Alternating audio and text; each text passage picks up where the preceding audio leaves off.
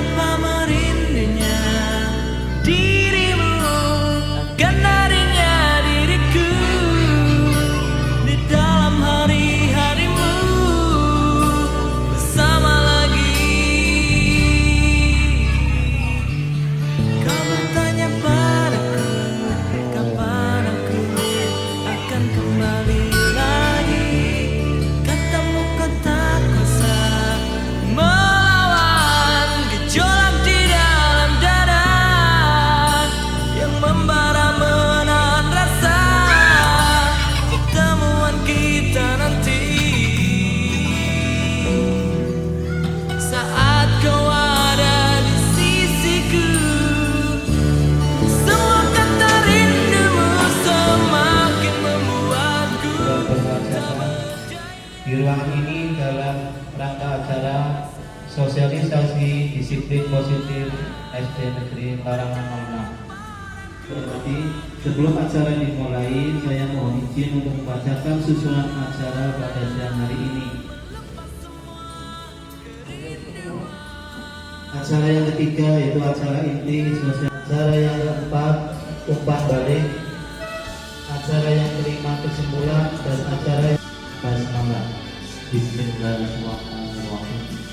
Semoga acara pada siang hari ini dapat berjalan dengan lancar. Amin amin ya robbal alamin.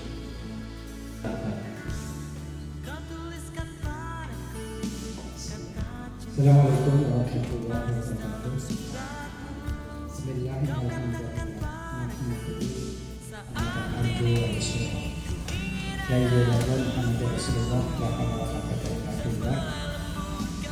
Alhamdulillah pada hari ini kegiatan CGP ke-7 sendiri yang semestinya harus dihadiri oleh Bapak Asisten Ketua dan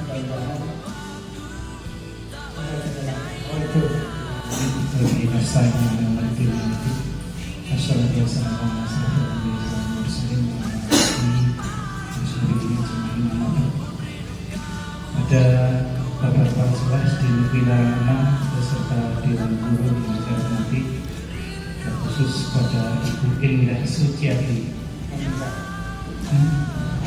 Indah, calon guru penggerak angkatan 7, dan juga hadirin tamu undangan yang berbahagia. Di program pembahasan tentang budaya positif bisa kita pahami bersama, ya, tentunya setelah kita pahami, ya paling tidak bisa kita laksanakan. Itu yang paling penting. Dan tentunya kaitannya dengan budaya positif, saya yakin yang paling penting adalah teladan. Desa Larangan dan yang saya hormati CGP Angkatan 7 yang sedang berjuang bareng dengan tugas-tugas. Mudah-mudahan diberi kesehatan sehingga bisa menyelesaikan tugas sampai akhir 6 bulan ke depan. Dan yang saya cintai anak-anakku, perwakilan dari seluruh siswa SD Negeri Larangan 6. Puji syukur kehadirat Allah Subhanahu wa Ta'ala pada siang hari ini untuk memenuhi salah satu tugas di kegiatan CGP Angkatan 7, yaitu salah satunya mendiseminasikan atau pengimbasan budaya positif yang harus kami lakukan di SD Negeri Larangan 6. Mudah-mudahan apa yang kami atau yang saya paparkan hari ini bisa saya laksanakan minimalnya untuk saya sendiri, untuk SD saya sendiri, dan berimbas bagi pada SD-SD yang lain yang belum mempunyai CGP di angkatan berikutnya nanti akan lebih semangat lagi. Begitu harapan dari Bapak Ketua Dapil 1. Alhamdulillah kita adalah umat yang diberi kesempatan untuk bisa menyaksikan akhir dunia ini, dan mudah-mudahan kita menjadi umat yang mendapat syafaatul beliau di hari kiamat nanti. Amin.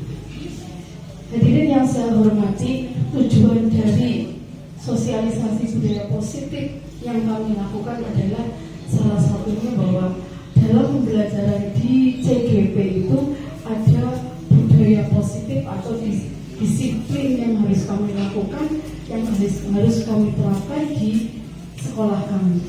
Jadi berawal dari situ kami mengadakan sosialisasi, sedikitnya ada ilmu yang bisa saya tularkan kepada panjenengan, karena moto dari guru penggerak itu adalah bagaimana kita harus tergerak dulu untuk diri saya sendiri, dan bagaimana setelah tergerak saya bisa bergerak, dan setelah itu apakah saya bisa menggerakkan teman-teman untuk ikut tergerak dan bergerak melakukan budaya positif di sekolah kita sendiri.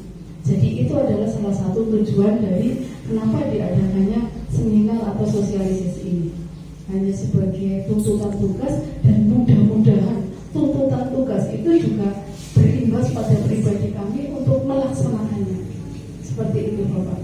Dan ada sedikit paparan yang ingin saya sampaikan dari apa itu budaya positif dan poin-poin apa saja sih yang bisa menjadikan budaya positif itu hidup di sekolah kita, dan apa sih pendukungnya supaya budaya positif itu tumbuh marak tanpa paksaan, tanpa hukuman kalau memang melanggar budaya positif di sekolah yang kita terapkan. Itu seperti itu. Mungkin karena kita tidak tahu, oh ternyata itu juga ada dalam sebuah kurikulum, ada sebuah perintah yang harus kita lakukan. Jadi budaya positif itu adalah nilai-nilai dan kebiasaan-kebiasaan di sekolah yang berpihak pada peserta didik agar mereka dapat berkembang untuk menjadi pribadi yang kritis, penuh hormat dan bertanggung jawab. Dan saya kira sikap-sikap seperti itu sudah ditanamkan dari berpuluh-puluh tahun yang lalu di setiap sekolah. Cuma mungkin sekarang kita akan lebih mengakomodasinya, lebih mengemasnya dengan menjadikan itu sebuah kurikulum yang pasti, bukan hanya kebiasaan-kebiasaan yang tanpa misalnya tanpa peraturan yang jelas. Seperti itu. Ya, lanjut Pak. Jadi manajemen di sebuah sekolah mau mengkontrol sikapnya agar dia mampu membimbing anak-anak atau menuntun. Nah, mengontrol murid bahwa kritik dan membuat orang merasa bersalah dapat menguatkan karakter itu mungkin karena di era sekarang tidak ada hukuman yang bisa diterapkan di anak ketika anak itu melanggar budaya positif yang kita terapkan, ketika anak itu melanggar kedisiplinan yang kita terapkan. Jadi hukuman yang kita berikan, kata halusnya tidak boleh menghukum anak dengan berbeda dengan kesalahan yang dia perbuat. Ini adalah perubahan pandangan atau stimulus respon. Nah, bagaimana kita bisa menjadi sebagai mengontrol diri kita sebagai seorang guru. Nah, apakah kita mampu dari tayangan di situ?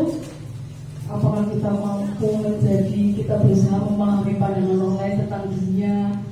Dan itu teori kontrolnya, responnya bagaimana nanti orang lain bisa mengontrol saya? Apa hanya saya yang bisa mengontrol? Seperti itu. Hanya sekedar timbal balik yang kita terapkan di sekolah sebagai seorang manajemen. Nah, setelah kita tahu bahwa ada teori kontrol yang mendasari sifat budaya positif di sekolah kita. Nah, apa budaya positif itu? Salah satunya atau bermuara pada kedisiplinan. Dari kedisiplinan kita sebagai seorang guru maupun kita mendisiplinkan murid kita. Disiplin itu mungkin kita berpandangan bahwa memang itu terkait dengan tata tertib, dengan peraturan, dengan kepatuhan. Nah, disiplin juga bisa dihubungkan dengan hukuman. Ketika orang itu melanggar disiplin yang ada, maka itu akan dihukum. Nah, justru dari budaya positif ini kita akan mengemas bahwa tidak harus anak itu ketika melanggar disiplin tidak boleh diberi hukuman. Itu kata kasarnya. Ada kata halus yang bisa diterapkan di situ. Karena sejatinya hukuman yang kita berikan pada murid itu itu akan menimbulkan dendam. Nah, dan perubahan yang ada bukan karena kesadaran dari anak itu karena dia mendapat hukuman, tapi perubahan yang ada untuk lebih baik itu karena dia takut dengan hukuman. Nah, seperti itu. Bahwa dalam mencapai kemerdekaan menurut Ki Hajar Dewantara ada dalam konteks pendidikan, dan untuk menciptakan murid yang merdeka syarat utamanya adalah harus ada disiplin yang kuat. Disiplin yang dimaksud adalah disiplin diri yang memiliki motivasi internal. Jika kita tidak memiliki motivasi internal, maka kita memerlukan pihak lain untuk mendisiplinkan kita. Nah, motivasi itu terbagi menjadi 3. Ya, ada motivasi untuk berbuat baik itu ada 3, ada motivasi eksternal, ada motivasi internal, dan ada juga motivasi dengan tujuan disiplin positif, itu masuk dalam motivasi internal. Nah, motivasi eksternal itu diantaranya kita berbuat baik karena kita ingin mendapatkan imbalan. Nah, terus kita berbuat baik karena kita merasa tidak nyaman. Apa yang akan terjadi apabila saya tidak melakukannya? Nah, itu ketidaknyamanan kita ketika kita melanggar kedisiplinan itu masuk dalam motivasi eksternal. Dan ketika kita sadar bahwa saya akan menjadi orang yang seperti apa bila saya melakukan tindakan tidak disiplin, itu masuk dalam motivasi internal, dan itu merupakan tujuan dari disiplin positif, menumbuhkan bahwa saya akan menjadi seperti apa kalau saya terus melanggar disiplin di sekolah. Itu yang penting kita tanamkan pada murid. Bukan karena murid takut dihukum lagi, bukan, tapi saya akan menjadi seperti apa sih kalau saya melanggar kedisiplinan itu. Nah, apakah kita mampu seperti itu, mampu menanamkan sifat-sifat seperti itu pada anak, kita akan belajar bersama nanti. Disiplin untuk budaya positif itu pertamanya dalam lingkaran kecil, ya. Tentu kita hidup dalam lingkungan yang positif kalau memang kita mampu menciptakan kedisiplinan. Nah, di sekolah kita menciptakan kedisiplinan dimulai dengan bagaimana kita bisa membentuk keyakinan kelas. Nah, membentuk keyakinan kelas itu diantaranya adalah peraturan-peraturan kedisiplinan yang disepakati bersama antara guru dan murid. Jadi tidak dibuat semata-mata dari guru, bukan, tapi atas kesepakatan bersama antara guru dan murid. Bagaimana kalau dia melanggar disiplin? Bagaimana kalau guru melanggar disiplin? Nah, apakah disiplin itu hanya diterapkan pada anak atau itu bisa berlaku juga di guru? Keyakinan kelas, hukuman, dan penghargaan. Nah, untuk menanamkan kedisiplinan, awal mulanya kita membentuk atau kita membuat keyakinan kelas yang tadi saya bilang, keyakinan Islam itu dibuat bersama antara guru dan murid. Nah, tentunya dengan membentuk juga apa sih kalau ada pelanggaran yang terjadi. Nah, kenapa kita harus memiliki peraturan yang harus menggunakan helm? Kenapa kita memiliki peraturan 3M? Bisa kita memiliki peraturan harus datang tepat waktu. Nah, untuk mendukung motivasi itu, kita kembalikan pada keyakinan-keyakinan untuk menggerakkan seorang untuk mengikuti serangkaian peraturan. Bagaimana kita mampu menggerakkan murid kita untuk melakukan kedisiplinan tanpa harus paksaan atau tanpa kita memberikan penghargaan. Ya, di era sekarang penghargaan atau imbalan juga tidak bagus diberikan pada murid ketika murid melakukan sesuatu yang baik. Keyakinan kelas, nah keyakinan kelas suatu keyakinan kelas itu diharapkan mampu merubah image anak ketika dia melakukan kedisiplinan, melakukan pelanggaran kedisiplinan. Itu diharapkan seperti itu, karena apapun bentuknya hukuman itu tidak boleh diterapkan di sekolah. Pelanggar kedisiplinan, nah yang kita terapkan adalah misalnya dia hanya menumpahkan kopi di meja, bukan kita terus harus memberi hukuman yang jauh dari kesalahan yang dia lakukan, jauh dari hukuman dari pelanggaran yang mereka lakukan. Ketika mereka tidak menggarap KPRD itu saat itu juga.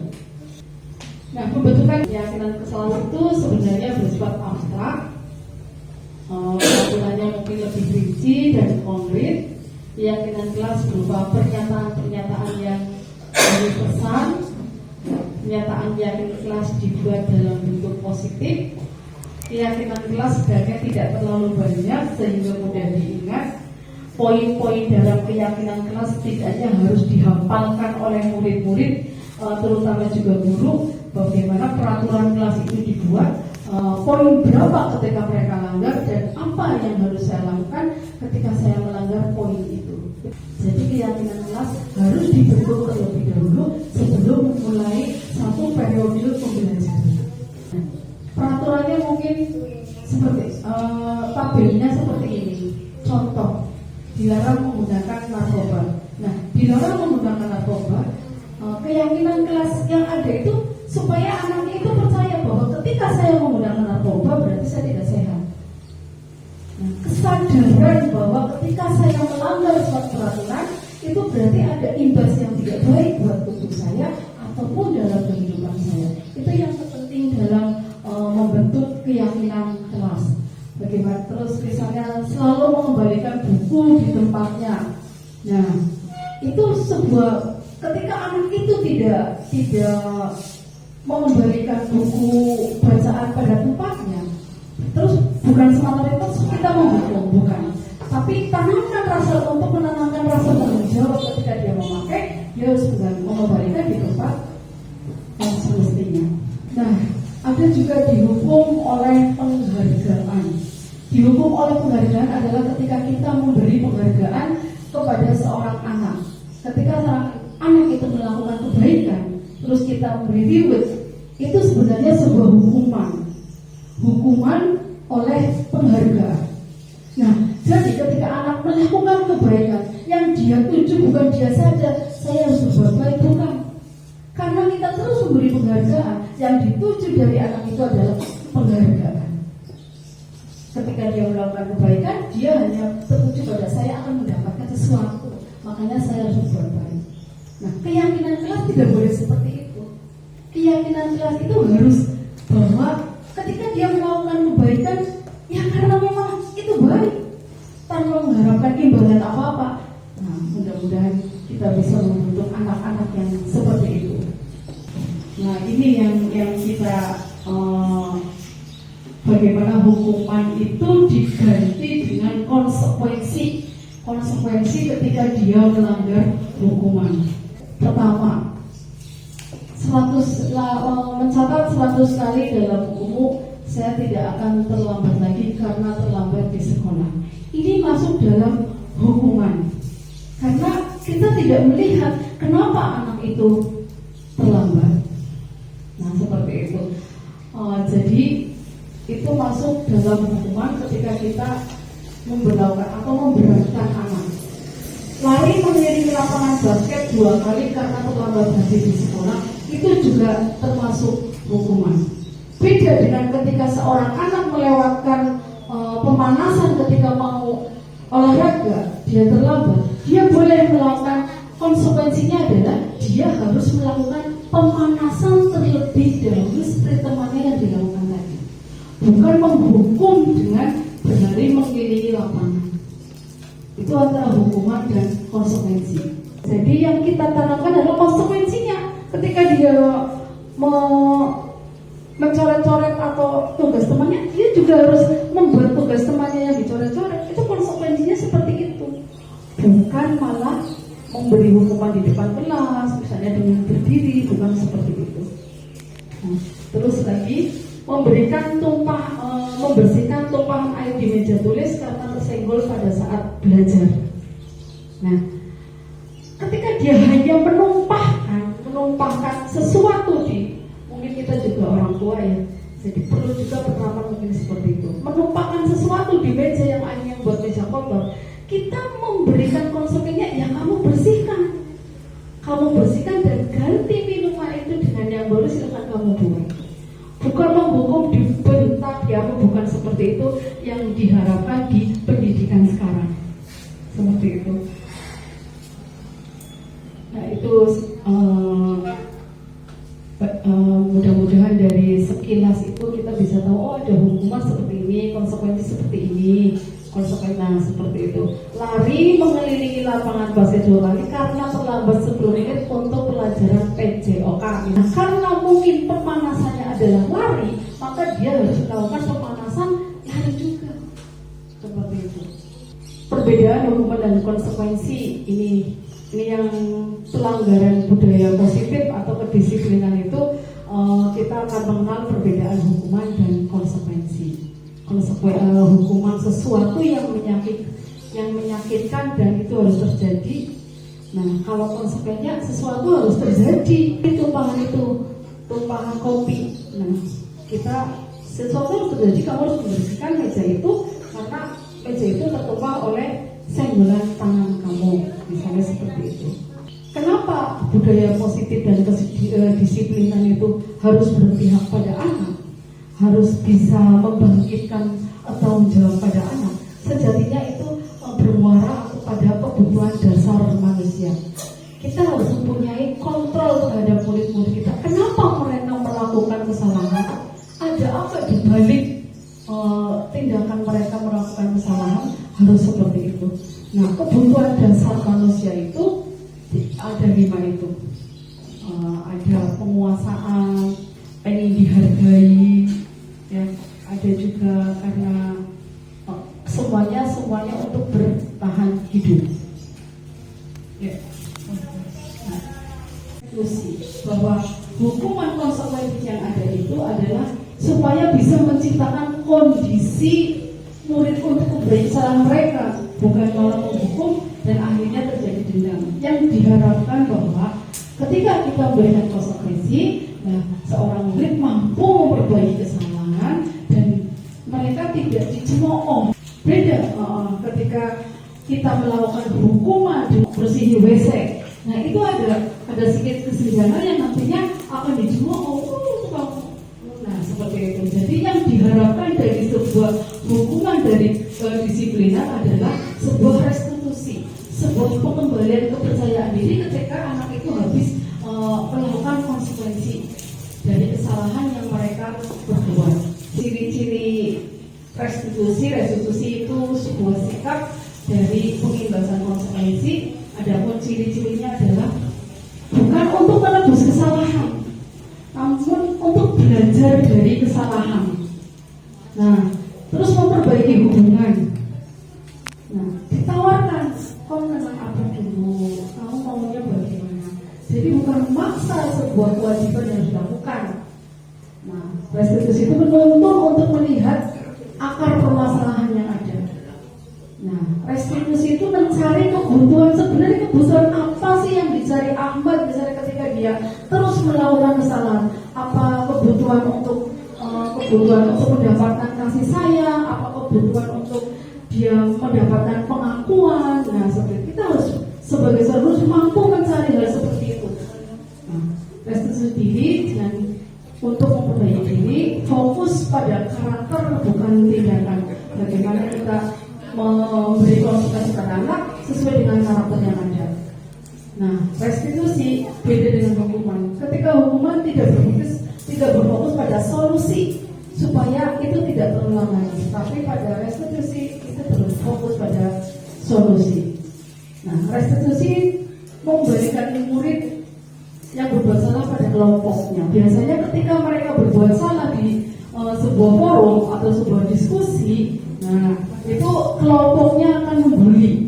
Nah, bagaimana kita sebagai seorang guru untuk bisa mampu mengembalikan murid yang berbuat salah pada kelompoknya? Itu adalah salah restitusi seperti itu.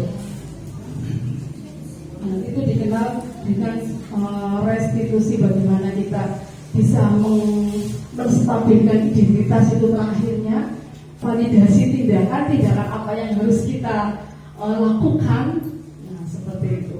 Jadi memang untuk menangani sebuah kesalahan pada murid zaman sekarang atau usia sekarang disebut dengan memperlakukan segitiga restitusi. Bagaimana kita tahap akhirnya bisa menstabilkan identitas murid tanpa dia harus merasa malu karena hukuman. Seperti itu. Dan itu sedikit pemaparan kenapa budaya positif itu perlu diterapkan dan imbas-imbas dari bagaimana pelanggaran-pelanggaran atau hukuman-hukuman yang harus dilakukan pada pelanggaran di budaya positif. Bukan hukuman yang harus kita tinggalkan pada anak, tapi bagaimana kita mampu merangkul anak untuk bisa menyadari bahwa ketika saya berbuat salah, berarti saya akan seperti ini. Ketika saya berbuat baik, saya tidak diberi penghargaan juga dari Bapak karena saya merasa memang saya harus bisa berbuat baik. Itu yang diharapkan dalam budaya positif. Nah, itu hanya sekedar pemaparan. Mudah-mudahan itu juga bukan hanya sekedar teori yang saya pelajari, dan saya berharap saya mampu untuk menjalankan seperti itu. Untuk untuk berdiri sebagai kontrol saya sebagai manajemen itu. Nah, mudah-mudahan kedepannya saya mampu memposisikan diri saya sebagai guru yang mempunyai kontrol manajemen untuk murid-murid saya. Dari yang saya paparkan yang mungkin ribet dari materinya itu sudah tersampaikan semua. Jadi ya seperti itu jadinya. Tidak runtuh dan mungkin membingungkan barangkali dari umpan balik. Nah, dari tanggapan ya sekarang kan bukan bahasanya bukan tanggapan gitu, tapi umpan balik dari bapak-bapak dari hari ini itu apa? Nah, mungkin ada yang bisa memberikan contoh sedikit, ada yang bisa memberikan masukan sedikit, atau bisa memberikan kritik dari apa yang saya paparkan. Saya buka monggo umpan balik dari ibu, dari bapak, apa yang saya paparkan betul gelibet, tapi ya tidak apa-apa. Saya akan memberikan sedikit tanggapan dari saya pribadi atau dari rekan sesama CGP. Menurut saya diseminasi budaya positif yang dilakukan di SD Larangan sudah cukup baik. Dan yang tadi segitiga restitusi.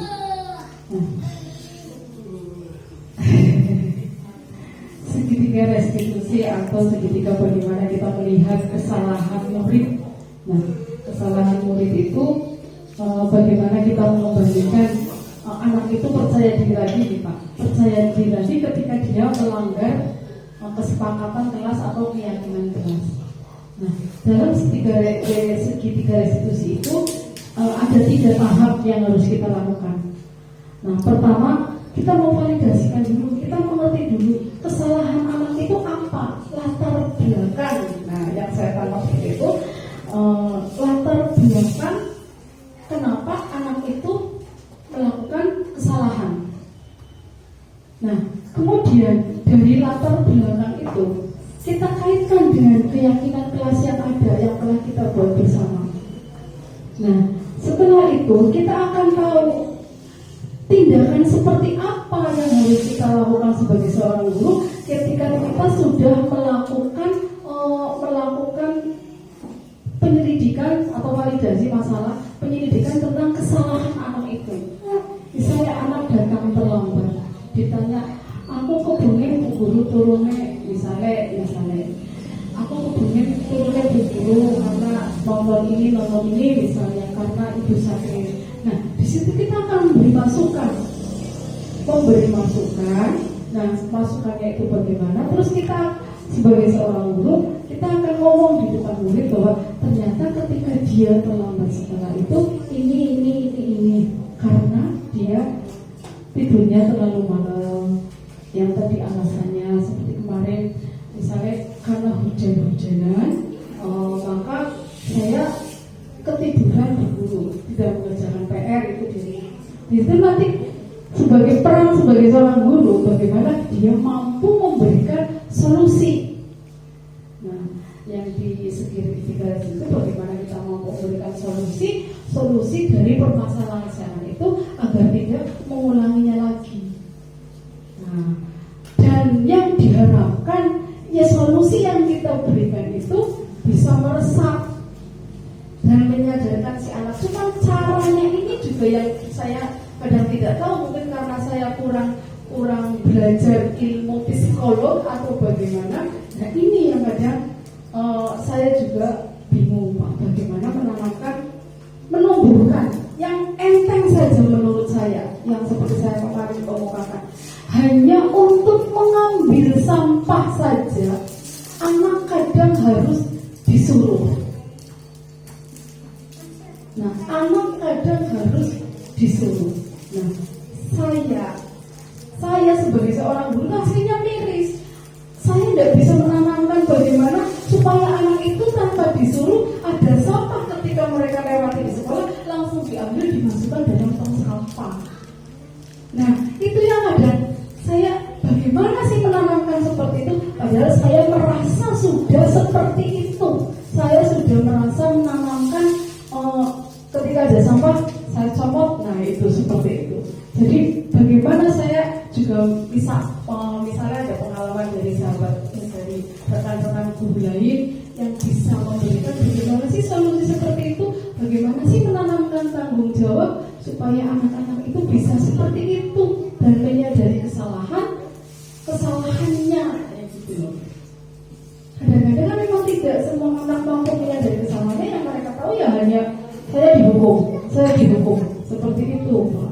Nah ini yang menjadi PR buat saya, bagaimana saya harus mampu merubah anak itu dari kesalahan yang mereka buat, dan dia tidak berbuat kesalahan tapi tidak menyadari bahwa iya saya berbuat salah, tapi aku lebih kalau dulu bukan diganyangi, bukan dikongkong. Nah itu yang kadang-kadang saya juga masih bingung. Maaf, barangkali ada masukan, ada tambahan, saya benar-benar saya pengen tahu ilmunya seperti itu. Tentunya harus ada contoh terutama dari guru. Kalau dari paparan tadi, guru itu punya 5 posisi. Yang pertama posisi penghukum, kemudian kedua pembuat rasa bersalah, posisi kontrol, kemudian posisi sebagai teman, dan yang paling baik mungkin posisi sebagai manajer. Ini yang akan nanti meningkatkan budaya positif di anak-anak. Kenapa saya sampaikan tulodo contoh? Ya, beberapa pengalaman aja. Jadi memang perlu waktu. Satu, itu perlu konsistensi dari kita. Jadi perlu konsistensi. Jadi saya bisa saya terapkan. Saya menerapkan kemarin 6 bulan yang lalu itu ribet Pak. Jadi 1 bulan saya undi piket mana yang paling bersih, ya seperti itu. Itu sama 6 bulan. Nah setelah itu saya tidak lagi, perasaan saya anak-anak sudah terbiasa, sudah tahu bahwa piket yang paling bersih. Tapi ternyata yang jalan hanya piket 2 hari, Jumat dan hari Rebo. Ketika hari Jumat anak sudah bersih semua, saya langsung sudah bersih semua, di depan juga sudah. Tapi selain hari Jumat dan hari Rebo tidak jalan Pak Haji, setelah saya tidak memberi libur. Itu sampai bosan. Dan yang saya harus, yang piket hari Jumat dan hari itu mesti membawa jajan buat saya. Katanya gantian ya Bu Guru ya. Saya kadang-kadang ya Allah, ternyata ada yang nyangkol kayak gitu. Nah seperti itu. Jadi saya benar-benar saya pengen dari Pak Haji mungkin, karena saya sedikit tidak sabaran sebenarnya orangnya Pak Haji. Saya putus asa. Ya ternyata harus konsisten itu yang tidak perlu coba dan terus. Ya. Itu saya terima kasih atas umpan baliknya. Mudah-mudahan ini bisa menambah wawasan buat saya bagaimana saya harus bersikap, bagaimana saya bisa bergerak lebih halus lagi, saya bisa menggerakkan sahabat, saya bisa menggerakkan HDG atau guru-guru yang lain untuk mengikuti program di JGP. Karena program JGP kalau benar-benar dipelajari itu luar biasa dampaknya sebenarnya. Bukan hanya untuk sekolah, tapi yang terpenting untuk diri kita sendiri. Itu saja. saja. Saya mohon maaf apabila dalam pemaparan dan menanggapi umpan balik dari Bapak dan Ibu Guru kurang begitu menguasai materi. Saya ucapkan wabillahi taufiq wal hidayah. Assalamualaikum warahmatullahi wabarakatuh.